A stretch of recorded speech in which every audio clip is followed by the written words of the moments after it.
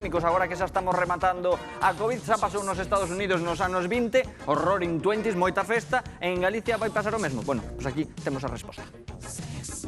Estou aquí con uns rapaces que teñen 19 anos cando comezou a pandemia, erades menores de idade, non? Sí. Cantas ganas de festa tedes? Moitísimas. Pensades que vai haber algún tipo de revolución sexual, que a xente como leva tanto tempo contraída e metida para dentro, se pensades que a xente de repente vai se volver toda? Eu penso que sí, que nas discotecas vai haber salseo. Descontrol yo creo que sí, pero luego pues depende de la persona y de todo, del ambiente. Vai chegar agora unha tempada como de liberdade sexual, de revolución un pouco sexual? Eso espero. Falan claro, eh? Ojalá. Sí, ahora que nos soltan, que nos abran a porta, ala, fora todo.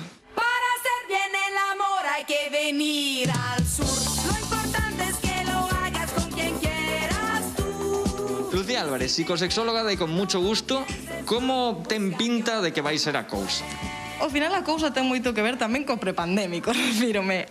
Cambiaron moitas cousas porque estivemos aí moito tempo, non, sen tanto vínculo, co tema das distancias, sen poder quedar, pero ao final o que se considera desexable, o que queremos na nosa vida, no sexual, pois sigue estando aí, non? E moita xente, pois, bueno, ten ganas de conectar, non? De reconectar.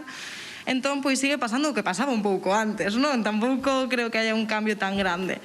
Temos como ganas de volver a aquelo, entón estamos buscando o mesmo de sempre. Que agora que se empeza a abrir a man, pois a xente igual máis infidelidades... Eso sí, totalmente. Está totalmente de acordo? sí. No, eu creo que non. Eu creo que vai a ser todo o contrario. A xente agora, como decimos os gallegos, escarmentou un pouco con esta epidemia que nos tocou vivir. Entonces vai a valorar moitísimo cando este ben. Si se rompe es que la pareja ya estaba mal desde el minuto 1. A ver, yo no dejaría a mi pareja, aunque no la veo. Ao final, volver a conectar con xente, volver a coñecer xente, volver a quedar, non ten por que implicar que haxa máis ou menos infidelidades. Eso ten moito máis que ver con outros aspectos, creo, non? Con que tamén como estaba a parexa previa á pandemia, que moitas veces só culpamos o momento pandemia, pero bueno, que ao final se reforzan cousas que estaban, non? Creo que eso é importante. E agora chega o verán, ademais, os amores de verán, imagino. Eso sí. Como, que idea tedes ou que pensades dos amores de verán? Hombre, está muy bien. Bueno, a xente nova sabe o que ten que facer. Ou vivirá sensual ou non. Meter un amor de verán que ter parexa durante todo o ano.